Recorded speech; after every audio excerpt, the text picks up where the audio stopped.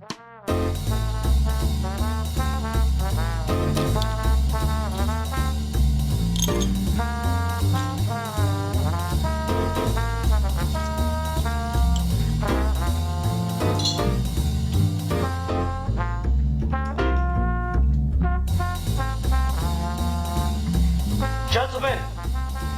the time has come once again to discuss things.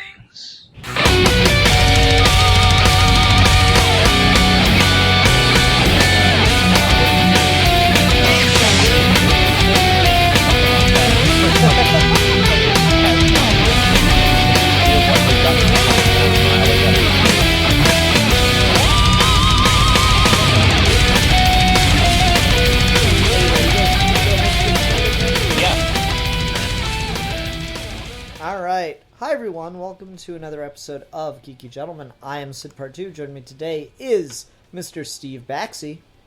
Hello! And Ruben DeBoard, the most delicious Geeky Gentleman. Hello, Hey. gentlemen. Hey. I'm just a little bit jealous that I'm not delicious, but okay.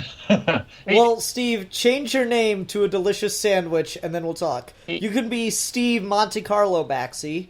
I could be Monte Carlo. Carlo. He didn't say you weren't delicious. He just said that I'm the most delicious. So. I mean, that's fair. That's very fair. Steve's just like that jealous high school girl. That's exactly right. I am literally a high school girl. I wear super skinny jeans and listen to sad music all the time. I know. You're like over in the corner like, Ruben. I'm sitting here watching Smallville in my super skinny jeans complaining about shit. I am totally a high school girl. Yeah, there we go. You embrace your inner goddess, Steve. Anyway, so we're here for a topic that Steve chose. And by the way, Steve, welcome back. You've been sorely missed the last couple weeks. Mm-hmm. We're here tonight to talk about a topic Steve chose. Which topic would that be, Steve? So we are going to talk about superhero secret identities in contemporary comics. Yeah. Sweet. Which is kind of a mouthful, and I kind of want... it's going to be impossible not to talk about the Marvel Cinematic Universe in particular when you talk about this thing. But I do want to talk about just comics in particular, about, like, everything from, like, 2005 onward. Does it really make sense to have secret identities? And how come we've been, like, slowly revealing characters' identities to the general populace, like, every couple of years with everybody? Mm-hmm. Okay. So that's kind of what put it in your head, just this notice that, like, over the last 10 to 15 years, we've been just leaking more and more of the secret identity stuff.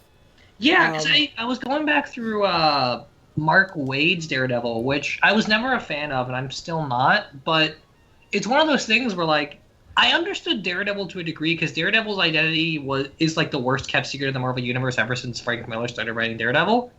But, like, really easily you start seeing it in other places, like Superman's had this happen, Batman's had this happen, Daredevil has it happen to him, like, every third week, Spider-Man has it, like, it's all over the place. When you say it's happened to Batman, what are you talking about? So it hasn't happened to Batman recently. Okay. But it did happen in, like, the mid-'80s, I think. Okay. Yeah, it's been a while. Alright. I didn't remember that whatsoever. Because I thought you were referencing Batman Inc., which is like, that was the complaint everyone had about Batman Inc., is like, oh, well, everyone's going to be able to piece together that it's Batman. And I loved the ridiculous but so perfectly true mental backflips that Grant Morrison was having Batman doing that, where, like, he was going on internet forums and posing as some rando saying, it's obvious that Bruce Wayne is Batman. And then people would reply to him and be like, no, dude, it's so obviously that he's not, because if he were, he would have never come out. And so he's got the world making his argument for him. Yeah, Batman Inc. was another thing where, like, Bruce Wayne was, like, just 1 degree removed from just revealing his secret identity at that point, and it seems like we care about them less and less. Mm-hmm. Or if a superhero doesn't have a secret identity, they'll always have, like, this weird, more contemporary notion of, like, they are just the superhero identity. Mm-hmm. Mm-hmm. Well, I think the reason. Would you agree that the reason for this secret identity was it was web fluid. It was being rich. It was powers because it's an alien sent here from another planet. It's just one of those little easy excuses and tricks in the writer's bag to be able to create drama out of. Yeah. Like, oh no, Peter walked in, like, God, the fucking Raimi movies, right? Where you got Peter and MJ? Willem Dafoe. Oh. No, Willem Dafoe. Green Goblin? It's always Willem Dafoe. No, it's not even, his name isn't even Green Goblin. Willem Dafoe just plays himself in that film. No, but like you got that whole scene with the Thanksgiving dinner where it's all revolving around he's figuring out who Peter is, and it's like a really intense scene, honestly. That has so much to do with the like secret identity. It's just I think it's fair to say that the secret identity was created as a way to create drama. So to end the episode in like 5 minutes, the reason the secret identity is fading away is because we've gotten too wise to the trope and we're not getting much drama mileage out of it anymore. I agree absolutely. I think secret identities, but like, I think there's still drama to be had there, even in modern stories. But I do think that there's other places you can mine drama, which I think is partly where the MCU comes in, where they're choosing to go in different directions and go to different sources for their drama. But I think even in stories coming out in 2018, you can still get drama out of the secret identity or dual identity thing, I think.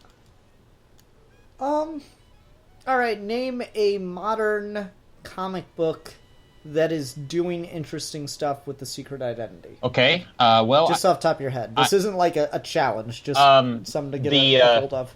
Free Comic Book Day issue of Amazing Spider-Man. I read it last week. It's by Nick Spencer and Ryan Ottley.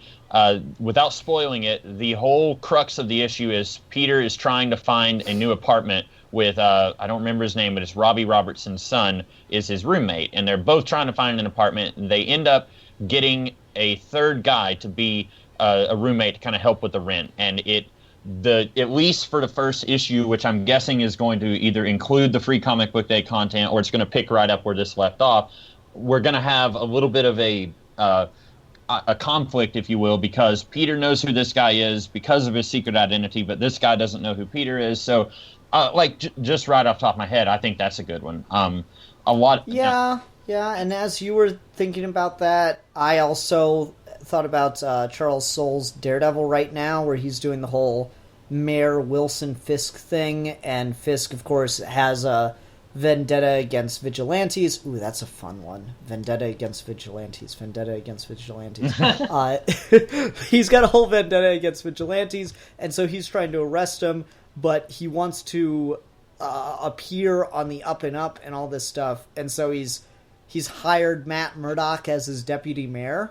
Oh, and cool. So that's got some interesting stuff behind it. That's and yeah. And Steve, you got anything recent in comics that comes to mind?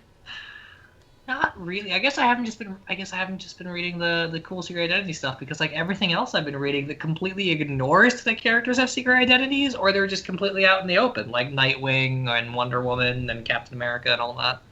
Wait, Nightwing doesn't have a secret identity in the DC universe anymore? He does. It just doesn't matter in the least. Like, ever since Rebirth happened, there hasn't been, like... There's literally nothing. They haven't done a single story where Nightwing had to, like, hide somewhere and even change. Like... Okay, well, that was just making me wonder, because, like, there's that whole line in, what was it, Rules of Engagement, where Batman and Catwoman meet up with the dude in the desert, and he says something to the effect of, like, Dick Grayson sent us. Dick Grayson is an idiot.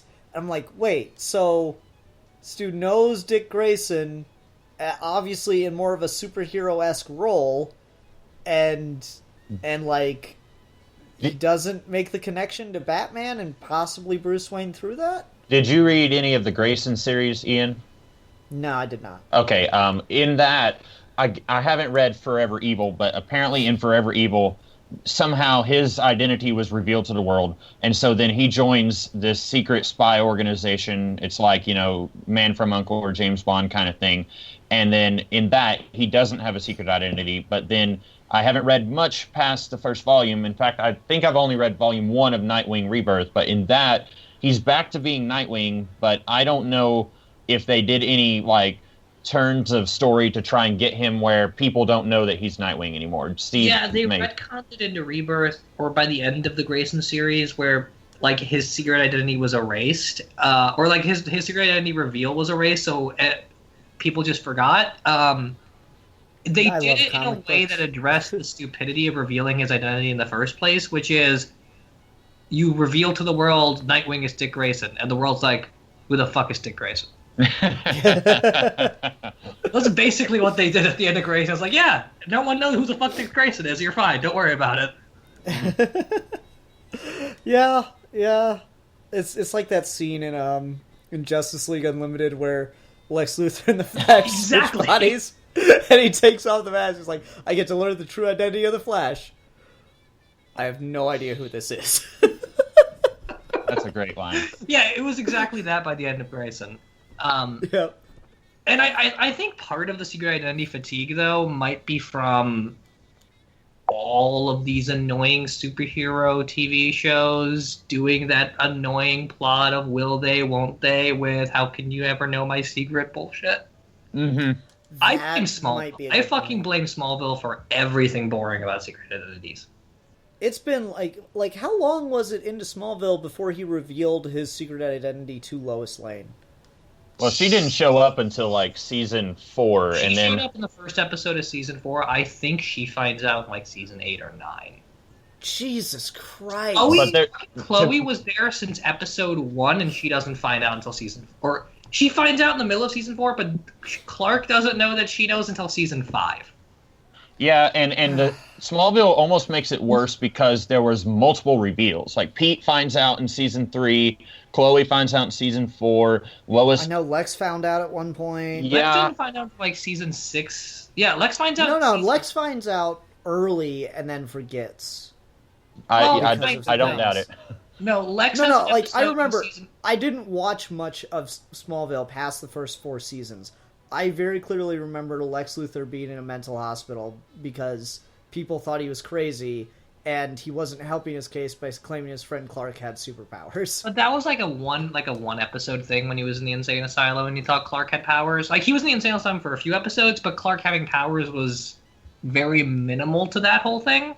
No, but I'm just saying, I knew he knew at one point. Yeah, as far as people knowing of Consequence and it not just being a plot device, everyone takes, half the series to fucking find out. Mm-hmm. I don't think Anna knows until season 6. Yeah. That's ridiculous. That's what I'm saying! This is why secret identities are stupid, because of Smallville.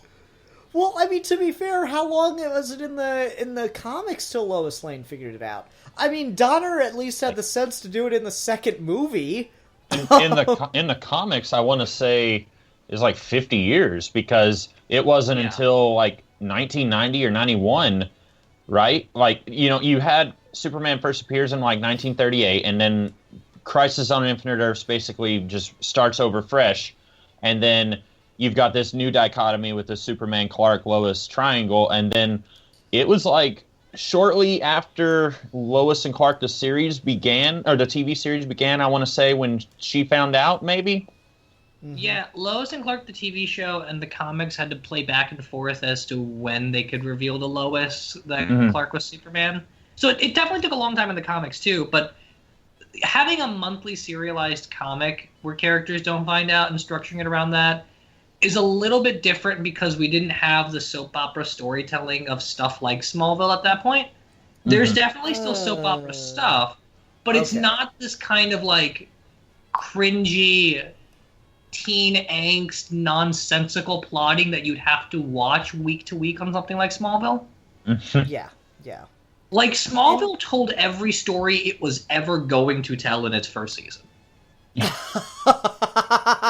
And I say that because I'm rewatching that show right now. I'm on season 5, and literally there is not a single new concept in that show that didn't first appear in season 1 as a contrived mess. That's hilarious. So they just like slightly refine it if you're being kind season to season. Basically. Oh, it's painful. How did this show last? I don't know, man. For a long time it was the only comic book show. But anyway. Not just how did it last, but how did it last 10 years? All right. I don't want to turn this into a Smallville thing. Sorry. No, that's cool. So to get back to the comics, yeah, I think you might be onto something. The idea that the secret identity, will they, won't they, will he finally tell her kind of thing that got popularized like crazy in all the television drama stuff has just made it really uninteresting to follow in the comics and other media like to be movies. fair, the comics can do it in better and more interesting ways because comics aren't written like TV shows where you have to have 8 characters interact with each other every issue. Mm-hmm. True. But even so, it gets really annoying when you have that. Like, when you've seen this played out so much on TV, you just don't want to read it. Yeah, because, like, I'm trying to think the MCU here. We got Peter Parker, Daredevil.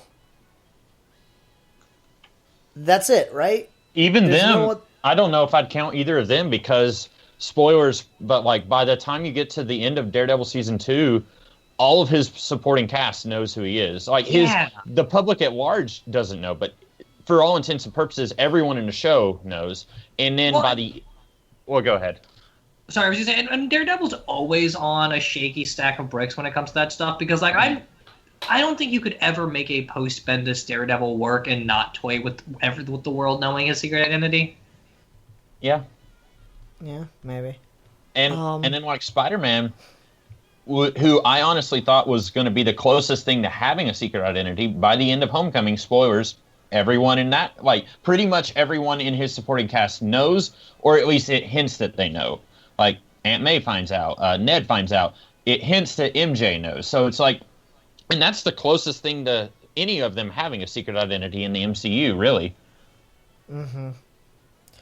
Yeah, I don't know. Like, it seems like Spider-Man's going to play with it a lot more, given the Matt Gargan tease at the end of Homecoming. Mm-hmm. Yeah. But yeah, it seems like the movies.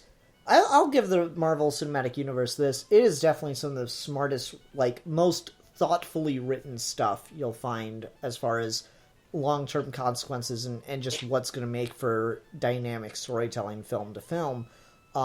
With superheroes that you've gotten consistently across the board in a long time. And Homecoming seems to be planning to do something with the secret identity stuff, given that tease at the end of the first movie. So, I don't know, it's weird to think about. T'Challa comes out, like, T'Challa blows, like, 1 million people's secret identities in his movie. Mm-hmm. It's like the whole country had a secret identity, and he's like, "Fuck that noise." Mm-hmm. Anyway, I don't know. It's weird that the movies just, like, right from the get go, like, they tease that they're gonna do the whole thing with Iron Man, and then I think the MCU kind of is founded upon subverting the idea of secret identities. Yeah. Yeah, I think the one place they could have played up more secret identity stuff, and I don't think they're going to, is with Bucky. Because Bucky's identity is really important, and it's a turning point for Civil War, but it also is a turning point in the comics. One of my favorite secret identity stories, even though it's not a very good story, but it's just a great concept, is the trial of Captain America in the Brubaker comics, where after Steve dies and Bucky becomes Captain America, there's a point where it's leaked that Bucky is the new Captain America, and he has to go on trial, one, because the Superhero Registration Act, but two, because everyone knows Bucky's the Winter Soldier who's been assassinating world leaders since the Cold War. Mm-hmm. Uh-huh. And so, like, Bucky has to have a secret identity because he's a war criminal. Yeah. I always wondered how that works. If you're brainwashed, I don't know. Yeah, I mean, if you're brainwashed, there's a case to be made, but at the same time, it's not in your best interest to go out of your way to make that case. Right. Yeah. I think interesting. I think, like, Steve, I think you made a really good point that Smallville, everything in the last 15 years, that has gone out of its way to go against secret identities. I think you're right. I think it all has to do with Smallville, and I never thought of that. I always thought it just started with the MCU because, like, after Iron Man, like, you don't see hardly any secret identities in TV anymore. Like, the Flash TV show, by the end of episode 1, there's only one main character in the show who doesn't know who he is. And so, like, you know, it's just everywhere. And I always just trace it back to Iron Man 1, but I think you're right. It goes all the way back to Smallville. But do we want to talk about why, beyond, like, a writer needing a quick place to get some dramatic tension for their stories, do we want to talk about why characters have secret identities? Like, why does Superman... In the universe explanations? Yeah, because I think there's something to be talked about there a little bit, depending on a case-by-case basis. Okay, let's go to Marvel, to DCs. Yeah. And talk about individual characters. So, let's go top tier and somewhere in the middle. So, Superman's a really good one. And I want to start with there. So, Superman, I feel, has a secret identity because of the whole, it's a nice trick for writing. It's, oh no, I ran out of web fluid. Kind of writing trick. But I feel like writers have really made a case for it over the years. There's a lot of stuff like that in comics where it's just a thing that was introduced as a trick, and then writers have had to find a way to deal with and explain and make better. And I think that Superman's secret identity as Clark Kent has been one of the best examples of that, bar none. And I think Superman in part works because there very clearly is a reason and a different style when he's Superman versus when he's Clark Kent. That's always been a thing. And it's evolved as to who is who, and we've played with that. But, like, when you are writing one versus the other, they are different characters. And that tension helps preserve the secret identity in a way other characters don't necessarily have that. Yeah. But the other one's always kind of an act. Yeah, or they're both acts. I've heard some people say that, like, you know, the Metropolis Clark is an act, and Superman sticking his chest out, that's an act, but, like, Smallville Clark is the real deal. But I think, like, and really this is probably in some way true for all of these characters that we might talk about, but, like, they're in John Byrne's Man of Steel, the opening 6 issues, there's a scene where he comes home to Smallville after he saves an airplane, and he's, like, sitting in the shadows. It's kind of a creepy scene, and he says, like, they all wanted a piece of me. And he's talking about how he just had, like, his civilian clothes on, and he saved this plane, and everybody is just, like, swarming him, like, hey, you know, and I think that was a good origin for why he needs to have a separate life from his saving people, because, like, if everyone knew that Clark Kent could do what Superman does, he would never have any peace and quiet in his life. And I think that's almost never the reason why a character will have a secret identity, I feel like. But in that case, I think for Superman, he has said in multiple cases that he wants to be able to live as a human, and he doesn't want to be Superman all the time. And so, like, this is him putting on the Clark Kent disguise and humanizing himself is him able to do that. And he wouldn't be able to do that if he came out as Superman. I like the theory that he's always Superman. I like the theory that the reason he's Clark Kent is because he can't be flying around saving the world 100% of the time, because then he's too much of a god. But he still wants to be able to do what's right all the time. And so journalism is a way for him to put away or expose the criminals that Superman can't do anything about. And also it's a actual challenge for him in a way that any other kind of career wouldn't be. And so he needs that kind of connection to the idea of striving and challenging yourself to truly remain kind of human. Mm-hmm. That's my favorite take on it. I'm sure you guys have both read All-Star Superman, but there's a great little scene in that. It's, you know, almost a blink and you miss it, where he's crossing the street with Lois, and he's, like, doing all this stuff in his Clark Kent persona where he's secretly saving lives. Like, he accidentally will bump into a car or something so that it doesn't run into somebody. Like, there's all that stuff going on, and he's like it's going exactly with what you said, where he's still doing Superman stuff, but he's doing it in secret so that he can also do his Clark Kent thing.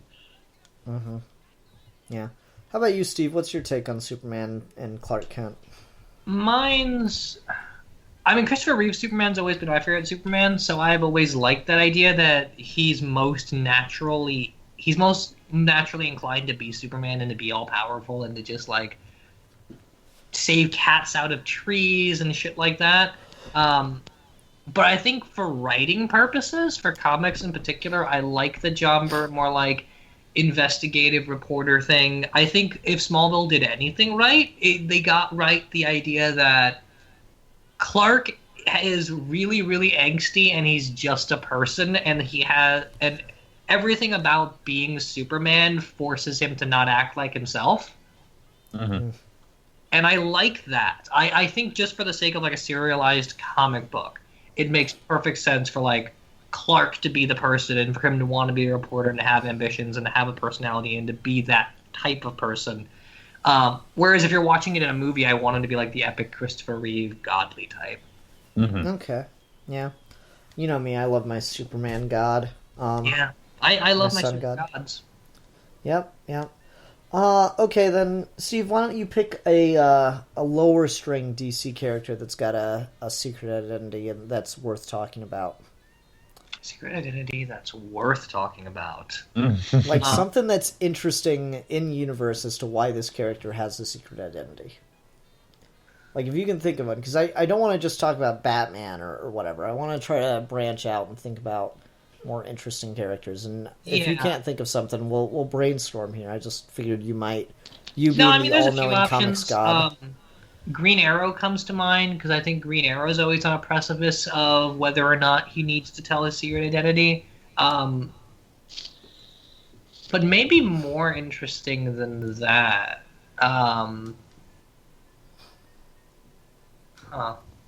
Yeah. Huh. Right? Yeah. Everyone I can think of doesn't really have much of a reason outside of that classic Superman Batman stereotype. Yeah.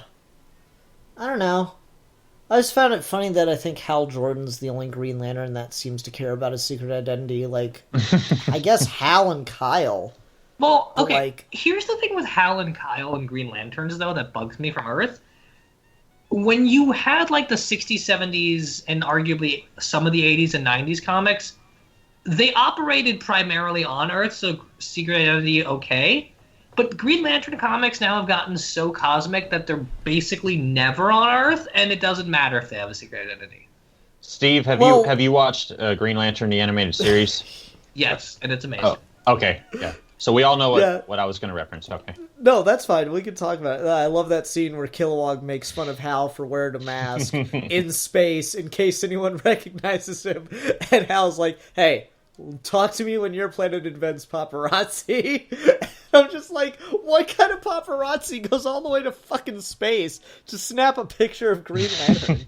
Although to be in Hal's defense, didn't later on like Carol Ferris gets like warped all the way to the other end of the galaxy, like where he was at that moment, and she figures it out somehow. Yeah, but it doesn't help because he's still got the mask on. That's true. Yeah. No, the Hal Jordan thing is totally just because it's become his iconic look. I think the same for Kyle. I don't know. I think Kyle's changed up the look enough, particularly with where he always places his symbol, like a badge, that it kind of works a bit better to identify him without the mask. But that's neither here nor there. All right, so other characters from DC. If we can't think of low stringers, does Wonder Woman? What? Aquaman's a fun one because he's depending on what you read, he has a secret identity. Mm-hmm. I never know what the fuck's going on with Aquaman. Yeah, I mean Aquaman is right up there with Hawkman in that his whole persona and who's who and what's happening is really confusing and no one really knows what's happening. Yeah, like, I mean, but I just can't even figure out if Aquaman has a hand anymore. You know? He at least has one hand. Yeah. Yeah, what I about? never quite know what's going on with Aquaman. Modern Aquaman is royalty and a diplomat and doesn't have a secret identity, but like there was that whole point when he did, and I don't really know why. Hmm. Yeah, no. What I mean, about? like, go ahead, Ruben. Oh, I was gonna suggest a character if we couldn't think of one. Sort of, kind of low tier, but you go ahead with what you were gonna say. No, go ahead. Oh, well, Martian Manhunter, depending on what you're reading, he has multiple secret identities. In the 90s, John Ostrander wrote what I think is a pretty good Martian Manhunter series, what I've read of it. And there's this one story where some government agency, I don't remember what it is, blows all of his secret identities. And like he went somewhere. He was a cat, like he was just a cat that just hung around a neighborhood. Like he was a superhero in Japan that like was very manga inspired. Like he had multiple secret identities. He was a really oafish kind of bumbling criminal who like his sole purpose for having that secret identity was just to kind of keep this other group of criminals from getting too good at what they were doing. Like he had so many different secret identities, and each one had a specific purpose. That I thought that was really interesting. I like that. That's a cool idea. Mm-hmm. I like the cat idea. Some of the others very much confuse me just on hearing the explanation, and I'd have to read it because to be a superhero in Japan in his off time is so weird to me. Like, I don't and then think I don't think I've read Ostrander's Martian Manhunter. I read Ostrander's Spectre, and I think Martian Manhunter shows up in that, so some of that's sounding vaguely familiar, but I'd have to go back to it. Mm-hmm. Yeah. I don't know, like, I like the idea that he'd try being animals and stuff just to practice the forms, Mhm. or just to, like, be able to observe humanity in a way that he normally couldn't. But no, the like, I'm gonna join a gang of criminals and keep them from getting too good. Why don't you just arrest them? Fair enough. You're reading Grant Morrison's Justice League right now, right, Ian? Yes, I am. I don't remember if you've gotten to this issue or not. There's a fill-in issue. I think Mark Waid wrote it. It's the one with the Mazo. Have you read that one yet? Yes. Okay, I have. so like there's a really great Martian Manhunter moment in there where Batman and Superman and Martian Manhunter are meeting somewhere privately to discuss the future of the League. And at first you just see Clark and Bruce, and then there's a woman who's like a waitress there introducing them, and then Bruce like turns to her and says, "The accent is flawless, but some of your Martian body language is still present," or something like that. Or it's like you said, he's just trying to practice right then. Like he's trying to see if he's good enough to fool Batman, and like that's so interesting to me that like he has not just one secret identity, but as many as he needs for doing whatever he does. No, I can get that, and I like the idea of, oh man, you could do a Martian Manhunter movie that's like a really cool stealth spy thriller. Yeah. Ooh. Steve, there's your James Bond movie. Shit. Oh, I want that now. Damn it all to hell. Especially because Martian Manhunter is more known for doing, like, it didn't used to be this way, but we've modernized it, and Martian Manhunter, when he goes under disguise, tends to go black. Mm-hmm. Dude, Idris Elba as John Jones. Oh, God. You know we're never going to get that, and that was mean.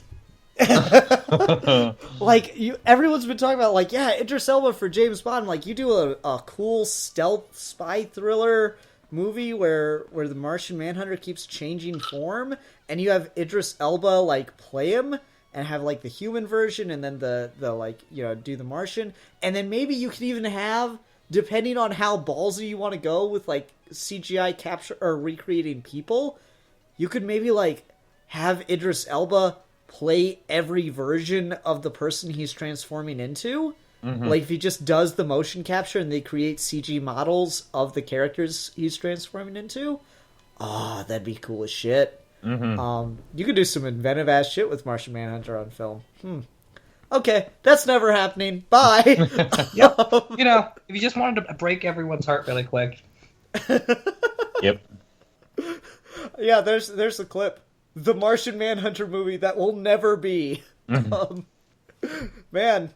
I got some really good pitches, better than anything DC's coming up with. Uh-huh. Get your fucking Joker Origins movie the hell out of here, and your fucking Blackhawks that no one gives a shit about. What the hell are they making a Blackhawks movie?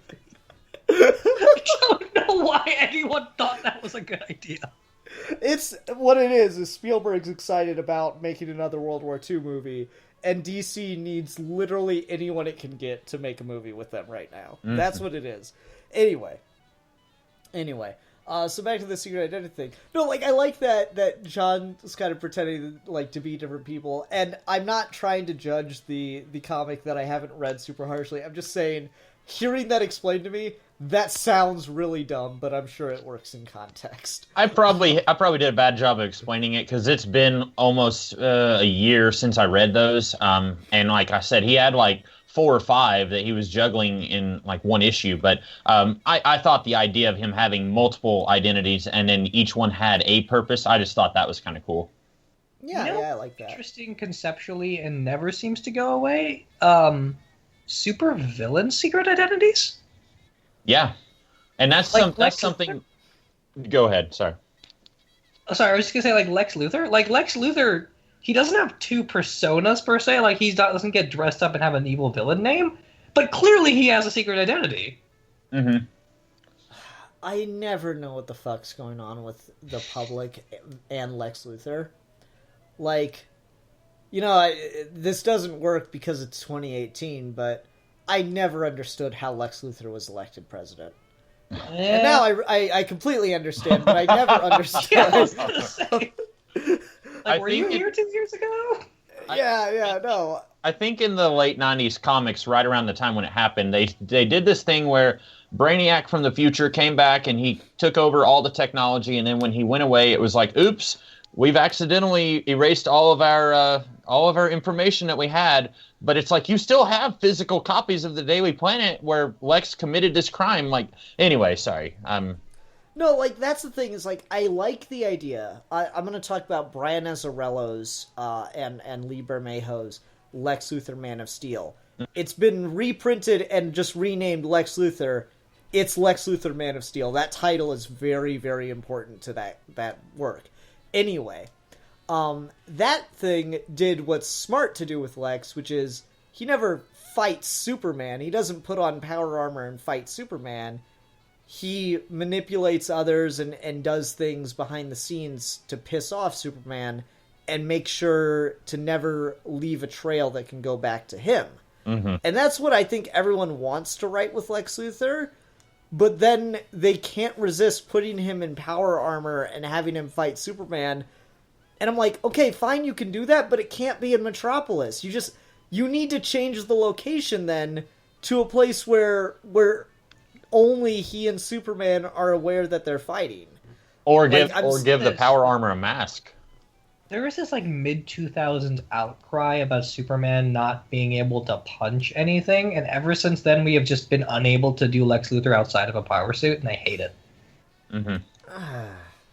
Maybe that was Superman Returns' fault, because everyone was sick of Superman not being able to punch things in that context.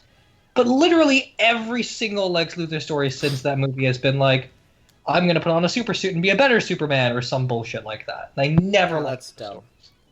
Yeah, I know that's kind of what Jurgens was doing in Action. I didn't read it, so I can't judge, but I read like 6 issues of Action, and it was terrible. Yeah, I just could not be bothered with it personally. No, but like if you, I actually do agree with what was it, the Black Ring story with Lex Luthor, where it was, you know, I like they go to the reason as to why Lex Luthor doesn't wear a helmet like Iron Man, and it turns out he's got like a shield that protects his face that you can't see unless something gets on it. And the reason for that is because when he punches Superman, he wants to be able to look him dead in the eye. Oh. Okay. And I'm like, okay, that is a very egotistical thing. That is a very, you know, down and dirty kind of thing, and I totally buy it from Lex Luthor. But you need to work on the context in which it's happening, because I think the best Lex Luthor stories you can tell are the ones where he never puts on a power suit or anything like that. He never physically tries to match Superman because he knows he can't, and he matches him on a mental level and tries to destroy him. Mm-hmm. bad as the movies are, goddamn, they're playing the right kind of take for Lex Luthor in BVS. It's just done awfully. It is done the opposite of good. And like, I love the idea that Lex Luthor in BVS would rather manipulate another billionaire into fighting and killing Superman than to try to fight and kill Superman on his own. That's great. Now, if only it didn't suck. So yeah, there's that. Let's go over to Marvel then. Secret Identities in Marvel. Who's got something? Well, Steve, you were talking about supervillain Secret Identities. I think one of my favorite aspects of the Silver Age Spider-Man comics was that you had a whole lot of that going on, where like for like 20 or 30 issues, you're like, who is the Green Goblin? We don't know, and like who's the Hobgoblin, who's Venom, like they kept that shit up. Mm-hmm. And I think like, maybe it doesn't work in a context now, but I think Spider-Man, and the reason that he keeps his identity a secret, works pretty well for him, because his aunt is like 100 years old, and he's afraid that he's going to give her a heart attack if she finds out that he's out here risking his life every day. So like, that makes sense, I think. So that's one of, and I mean, it doesn't work in Homecoming because his aunt is like a third of the age of the comic book Aunt May, but like, and so, you know, and she doesn't have health problems or anything, so that doesn't Speaking of which, one, like, I'm not here to turn the conversation into Infinity War, but, like, spoilers? Mm-hmm. Spoilers. Okay.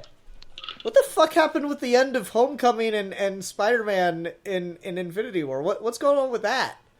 Yeah. You will find out when Homecoming Spider-Man 2 comes out. I guess. That's a bit much, right? Mm-hmm. You know what? Oh, God. You know what? We're going to have 3 Spider-Man 2s. Oh, my God. Spider-Man 2, I just thought of that. 3. We have 3... Which... I'm going to watch Spider-Man 2. Which one? I'm sorry, Ruben. Go on with your point. Yes, so if MCU Aunt May kind of undercuts the whole idea of he can't scare his aunt to death. Yes. Right.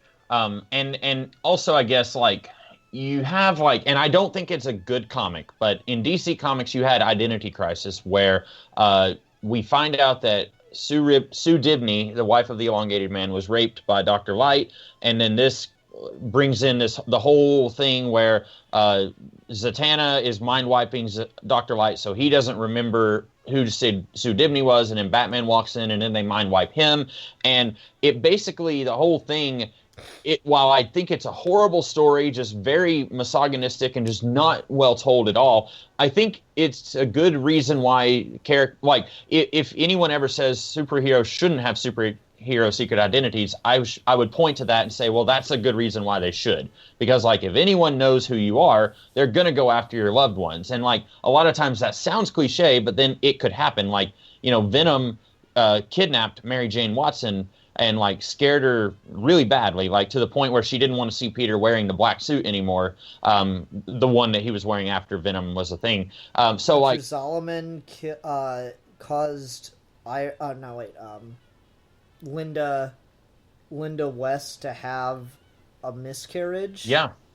And I think also, the other Reverse Flash, whatever his name is, he killed Iris, I think, at one point. This was pre-Crisis. I'm pretty sure he killed Iris, and maybe that was undone somehow. But so, like, there's enough precedent for it where people, especially now in the post Iron Man 1 era, where people are like, superheroes secret identities are a thing of the past. It's like, well, you know, maybe in the movies where, you know, you only get... I mean, to be fair though, Iron Man 3, yeah, like, he throws, like, fucking Pepper Potts almost dies. Mm-hmm. I'm trying to think if there have been other secret identity consequences. I mean, you can... I don't think Black Panther would count. MCU secret identity or not non-secret identity, I guess, consequences. Maybe I guess even Civil Iron Man War 2 is one big secret identity consequence for Bucky, kind of. Mm-hmm. Yeah, It's not exactly what I was saying earlier, but it's kind of that. Yeah, I could see it. There's a lot of like stuff going on because these people are known to the world. Like you can't even have a Sokovia Accord if there's like unless the government knows who to prosecute and arrest, right? Yeah. So there's that. Yeah, you're right. I'd say Bruce Banner being known as the Hulk everywhere, like that's kind of put a damper in his life, because like, you know, in the 60s, it was like mid 60s before everyone found out that Bruce Banner was the Hulk. Like that became common knowledge because for a little while he had a secret identity in the comics, and ever since then that's just been completely done away with in the comics. Like a long time ago, I would say he might have been.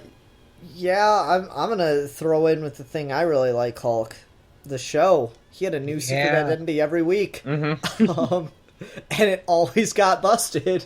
Yeah, by the Hulk and the National Enquirer reporter. I like the one where the Mr. McGee, the National Enquirer reporter, like knocks on the door, and then Thor answers it, pretending to be David Banyard or whatever his name was that week, and I thought that one was funny. I've seen like 2 episodes of the Hulk, so you know, I would say watch the original pilot, watch any random episode from the first season, and then watch the first episode of season 2, and you will have the best Hulk trilogy. And this comes from someone who likes the Incredible Hulk movie with Ed Norton. I keep finding out people hate that movie, and I don't know why. I mean, I don't hate it, but it is probably the blandest movie ever. I like it, but I think I like it because I'm a Hulk fan. Like, fair enough. You know. Okay, so is there what other Marvel characters do stuff with secret identities though? I think Spider-Man's like the go-to. Spider-Man and Daredevil are the big go-to, where most of their stories are about their secret identities. So Captain America had one for a long time. Really? Yeah, there was a whole stinge from like the 70s into the 90s before Brubaker took over where he had a secret identity. Yeah, I just don't even understand how. Well, yeah, it was a contrived thing.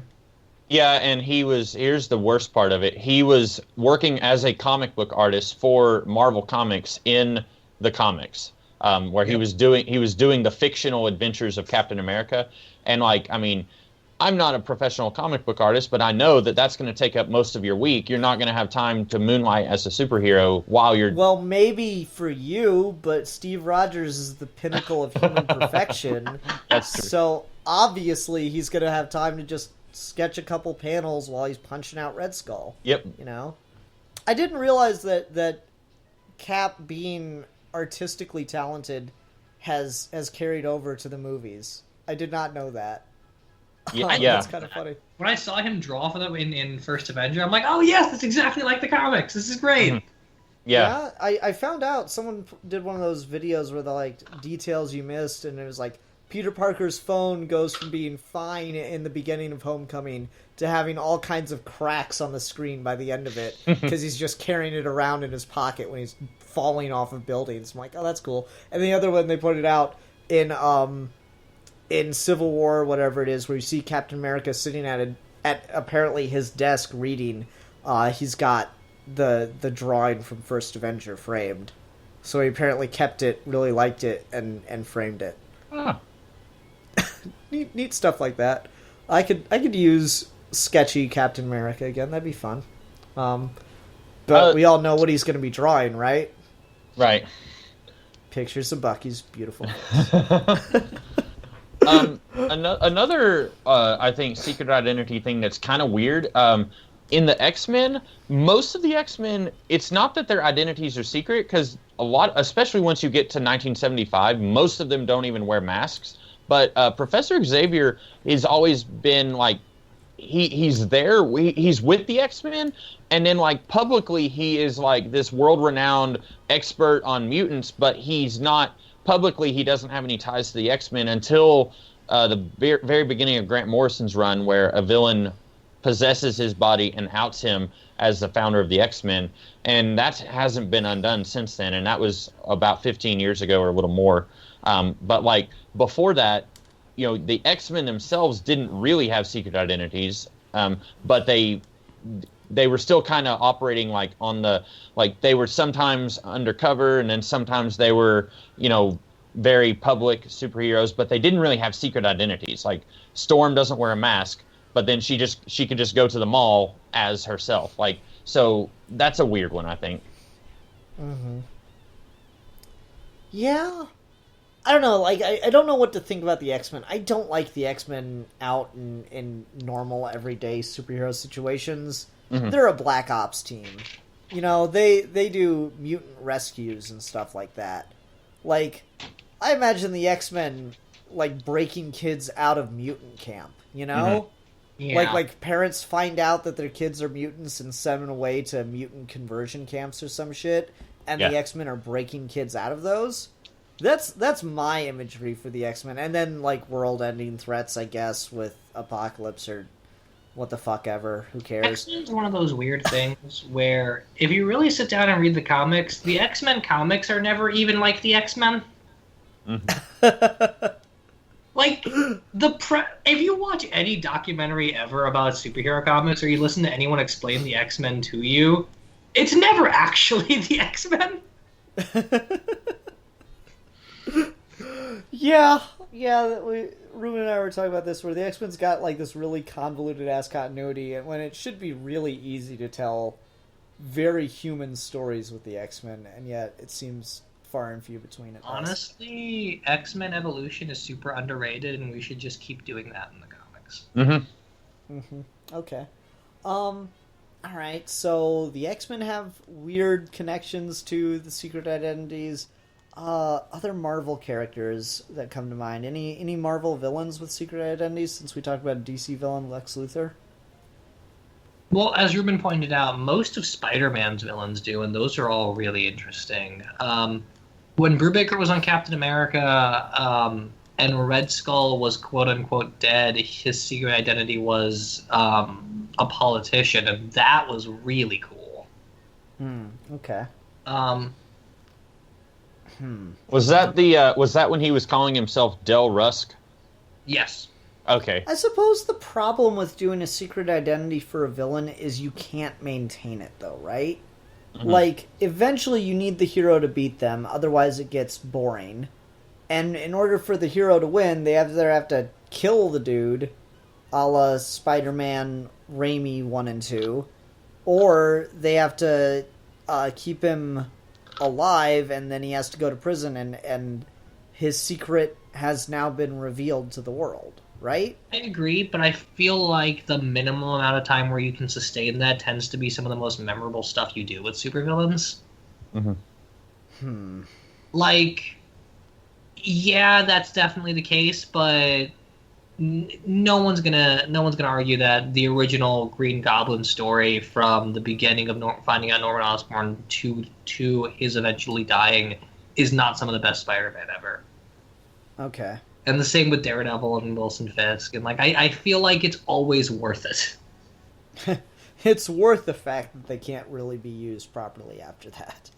I don't know. I kind of like. Did you read the Kingpin book? It was originally an ongoing, then it got turned into a mini, and so it has kind of a weird ending. Yeah, I read part of it. When was that from? Just like a year ago. Oh, no, I haven't read it. That was really interesting because it was kind of playing with the fact that, like, Wilson Fisk used to be one thing and then got outed as a crime boss, and so now that's all people think of him as. But it played with the idea that he still kind of was the thing that he was known for. Like, Wilson Fisk used to be known for being, like, a philanthropist and all this stuff. And then he got outed as a brutal-ass crime boss. But then, like, even though he's back and he's still a brutal-ass crime boss, he's also a philanthropist. Like, he also genuinely cares about Hell's Kitchen. Mm-hmm. And that was really interesting. Because that series had a ghostwriter following him around writing his autobiography. Mm-hmm. And he was like, I want you to show me warts and all. And that was really interesting. Yeah, I did like that idea. Yeah, I don't know why the hell they canceled it and turned it into a mini without more proper notice, because that was weird. Marvel's been doing that a lot with a lot of their villain books. Thanos is the same way, but... Ugh, bastards. Anyway. So yeah, that was kind of interesting when like you've got the villain now outed, what do you do with them? And I guess to compare Lex Luthor and Kingpin, Lex Luthor, we've kind of done this weird thing where we pretend that he's never been outed, and then Kingpin, I like the approach that they've kind of taken where they've had him run with it. I've appreciated that a lot more. I like the early comic idea where Wilson Fisk is rich and powerful, but literally no one knows that Wilson Fisk is a person that exists until after Daredevil has to out him. Mm-hmm. Okay. That was always really cool, and the Daredevil TV show did that for like half a season, which I thought was really nice. Mm-hmm. I don't know. My favorite Kingpin story is still Punisher Max. Is that God, okay? So is that sorry? Is that the one where they basically create the identity of the Kingpin? Like it wasn't really Wilson Fisk, but he kind of steps into the role. Yes. Okay, I've heard good things about that. I haven't read it. Every time I hear about that, I really want to read it, though. It's really interesting, and I guess that's worth talking about because it's kind of an inversion on the secret identity where, like, you have the person who is pretending not to be this big deal, and instead you have this big deal created that's not an actual person, except it is, and Wilson Fisk is pretending not to be that person even though he's setting it up for himself. Mm-hmm. That's because, like, what it is Punisher has killed so many of the head guys of the mob, that of the various mobs, rather, that, like, the remaining leaders call together a meeting and they say, listen, all of us here at this table are like 4 or 5 tiers down, had Punisher not taken out our bosses. We need to do something to protect ourselves. And so if we give Punisher a myth to chase, like the Kingpin, then he won't be able to focus on us, and we'll be able to get some business going again. And, like, they're like, yeah, that's a good idea, Johnny. You came up with it? Yeah, me and my boy Fisk here, my bodyguard. And so Fisk is just this low-level mafia guy, this brute, and he tricks the remnants of the New York mob into funneling all their power to him. And so once Punisher shows up and kills the mobsters, Fisk steps into the role, and so Punisher created the Kingpin in an interesting-ass way. That is really cool. It's so fucking cool. And then it only gets worse. It gets so fucked as that book goes on, but that first volume is brilliant. So yeah, that plays around with the secret machinations. And yeah, there is still legit drama, but connected to the secret identity, to kind of tie this back to the beginning, there's still legit drama, but anything you're doing, you're kind of playing with the tropes that we already know about, right? Like, I don't think many people just do the straight trope anymore. Like, when was the last time that you read something where the hero was afraid of of someone finding out who they were? Like, that just in that classic, typical way, that's not playing with the idea of a secret identity at all. The most recent thing? Yeah, because, like, you mentioned the Nick Spencer thing, and that's just more... That's playing with the idea of Spider-Man knows who this guy is, but that's not really, like, the drama on Spider-Man's side, right? Right. Yeah, I'm kind of at a disadvantage because I don't read a lot of new stuff, but I guess I would say, like, early issues of Invincible, where he's kind of... And even then, like, pretty quickly they kind of just get to where everyone important in that series knows who he is, so even then I don't know if that counts. Mm-hmm. Yeah, Invincible's a weird one where I feel like that series jumps back and forth between secret identities a lot. Mm-hmm. That was a weird comic. But yeah, I don't know, it feels like anything you're doing is now based on a track record of, for 80 years we've been telling stories in comic books with really typical secret identity melodrama, and so now anything that involves the secret identity is kind of a subversion of that in some way, shape, or form. At least if it's written well, if it's not just like, you know, kind of your typical just turn it in a script this week, boss, kind of thing.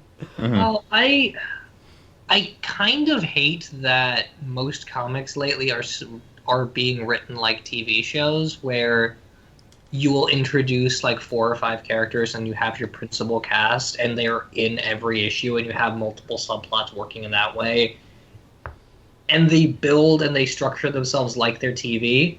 When part of what made Secret Identities cool before is that it's just the main character who dresses up in a costume. And as more and more people conveniently walk in and out of their life, they all have different levels of engagement about whether or not they know about the different identity.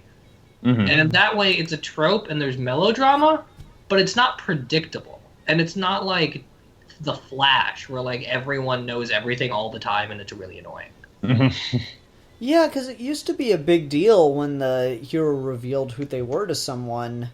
Like, and I mean, to be fair, how many fucking people know that Bruce Wayne is Batman? Like, it's a fucking meme, and it's just a running joke on how it should have ended. Honestly, Hey, though, like at this You want to point, know Batman about doesn't my have a secret identity? Like, that's what I want to do. That's what I'm going to dedicate the rest of my life toward. I'm going to make a master list of all the characters who know Bruce Wayne is Batman. And, like, so you got the obvious ones. You got, Alfred, Barbara, Dick. But then you can start getting down the line. Like anyone remember Bruce Wayne Fugitive and the fact that Bruce Wayne's bodyguard knows that he's Batman? Yep. I don't even fucking remember that character's name. Sasha Bordeaux. Yeah, she's just off in the world somewhere, knowing that Bruce Wayne's Batman. She, I think, faked her death and joined Checkmate, right, Steve? I don't remember. Oh, okay, sorry. I think that's what happened to her. You know just who think you're with this talking many about, I just haven't people... watched it. You just think with this many people that someone's going to be, like, in a conversation at one point and go, oh, and it's like that stupid Bruce Wayne guy. God, I had to leave him. Turned out he was Batman. And, like, that's just going to slip out sometime. Yeah, and I think the idea of giving Bruce Wayne a bodyguard, I guess, came from that, like, okay, he has a secret identity. Let's juice it up a little bit. Let's spice things up, and we're going to throw a bodyguard in there, and it's going to be more difficult for him to get away from the bodyguard and become Batman. But then she is either... So what Arrow did for, like, the first half season? or, like, the first, like, 3 episodes. Yeah, like... And you either have to decide to make her the worst bodyguard ever because Bruce constantly is getting away from her to be Batman, or she knows that he's Batman, and I think that's what they did, where they revealed that she secretly knew and she was just letting him do it for a little while, I think. And so, I don't know, it's a no-win situation. It's really weird. Beware of the Batman kind of perfected that a little bit, where Katana was being trained up to know Batman was Bruce Wayne. Mm-hmm. That was good, yeah. Man, that was such a great show. I fucking love that show. I thought it was thoroughly alright. Aw. Well, it was more than that, but okay. You were talking about how everyone knows who Batman is, Ian, and I think it reminded me of somewhere in the first, 50 issues of Ultimate Spider-Man, there's a scene where Peter is talking to MJ, and he has, 2 or 3 pages written down of everyone who knows who he is, and he's just showing them to MJ, and it's all of the X-Men. At one point in the Ultimate Spider-Man series, he wakes up and all of the X-Men have surrounded him, and they're just looking at him smiling, and then he's feeling, and his mask is off, and so it's oh, so they all know who he is now, and it's it wouldn't matter anyway because 2 of them are mind readers. So that's kind of what you were talking about there, where I feel if you've got a series like that where it's still young in a series, but so many people have found out, you can kind of play with that and get some humor out of it too. Yeah, the one leg up Daredevil has on Batman is that most of the people that know Daredevil's secret identity just up and die. Well, that's lucky. Yeah. It reminds me of the Disney Zorro show. The way you could tell a character was about to die is they found out Diego was Zorro. That they after they found that out, they had 3 episodes left to live. Yeah.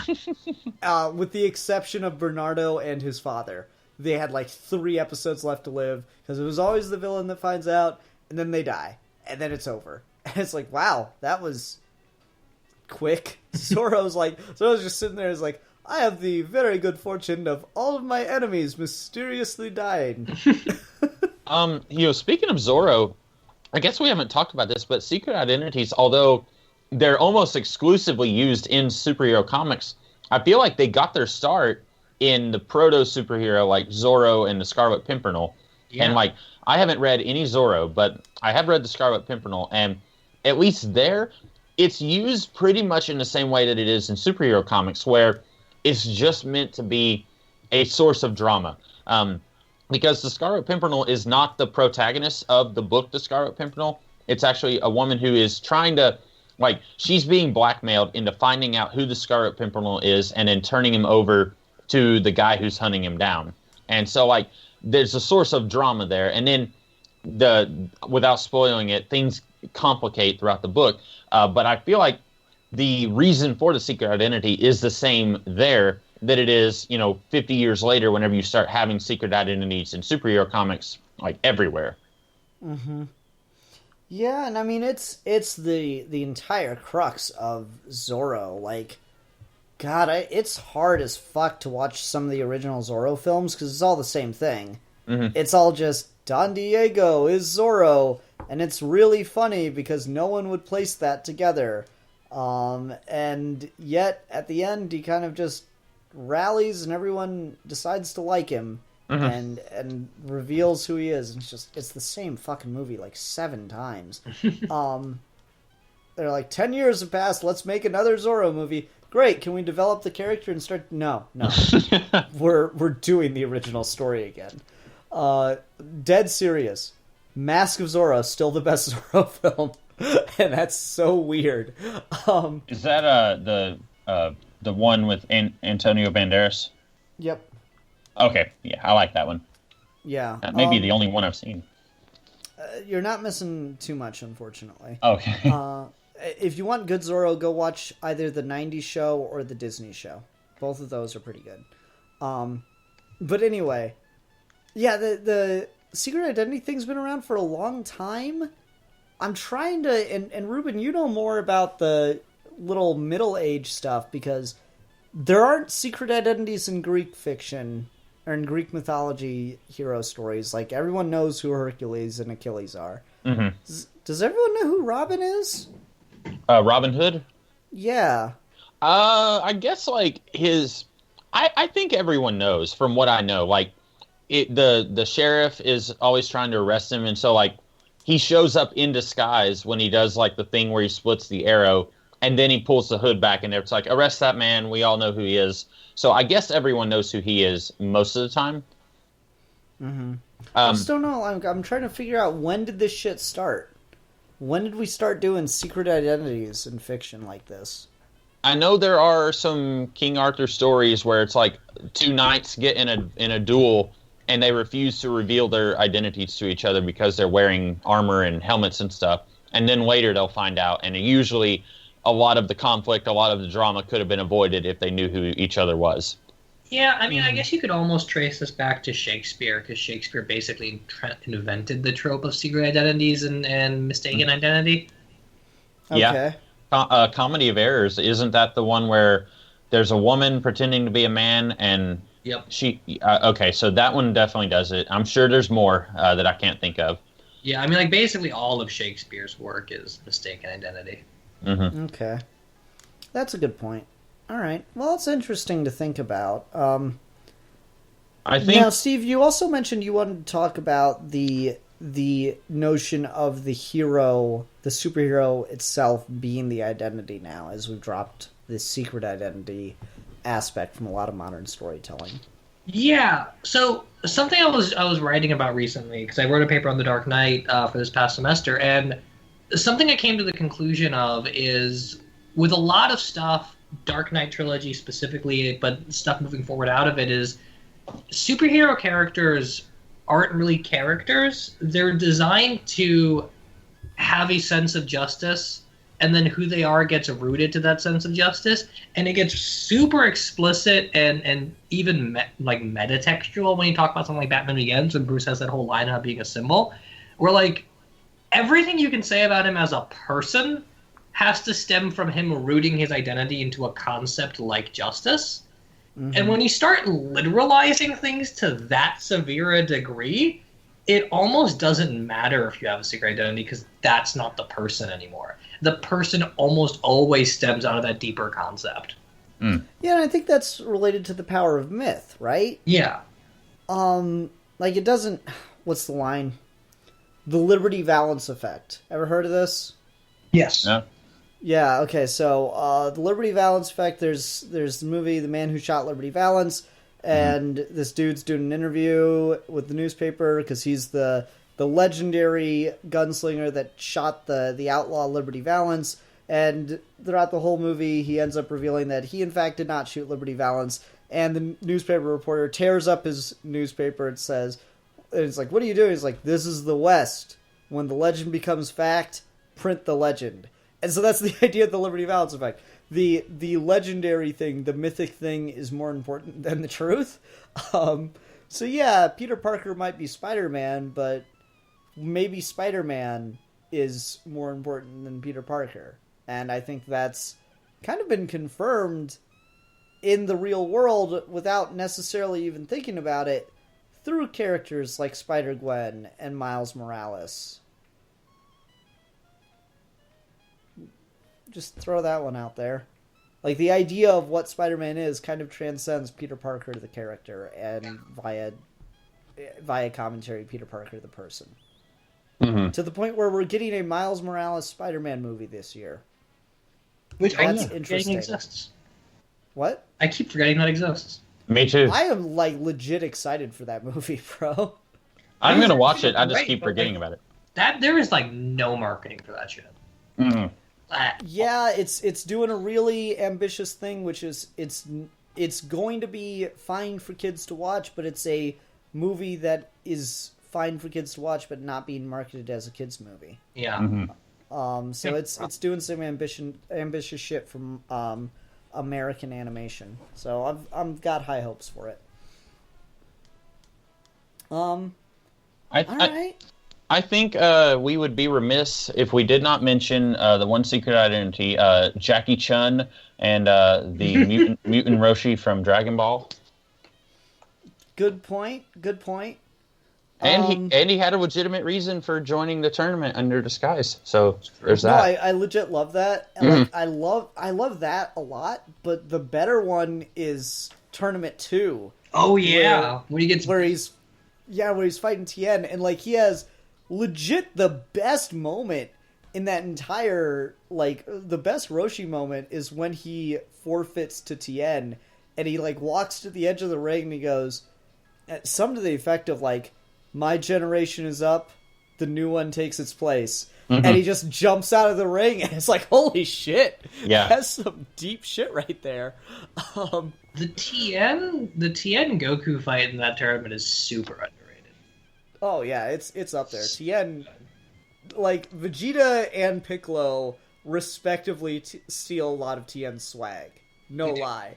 Like, I love Vegeta, and I'll say Vegeta is a much more interesting character end of the day than Tien, but they are legit stealing his Tien was the badass for a little while there. A very short little while. So was, to be fair, fucking Yajirobe was the badass for a little while there. Yajirobe was helpful. He's part of the reason Vegeta lost. Yeah. He played a part. I just want to take this opportunity to remind everyone, Goku and Vegeta have fought 3 times. Vegeta has won every single time. Anyway. The Majin Buu fight doesn't really count, though. Yes, it does. No, it doesn't. Yes, it does. It doesn't. It totally counts. Vegeta sucker punched him. That doesn't even count. No, like, the whole fight, though, he was winning the whole fight. Because Goku didn't go Super Saiyan 3. It doesn't count. Steve, if I am fighting you and you have a gun and I kick your ass and you never pulled out the gun, you didn't win because you didn't pull out the gun. I still beat your ass. That fight is sketch, though. That fight is super sketch, but okay. If Goku wanted to win bad enough, he would have won. If Goku wanted to win, he would have won. Yes. He didn't want it bad Vegeta enough. didn't by Vegeta's own definition, he didn't win that fight.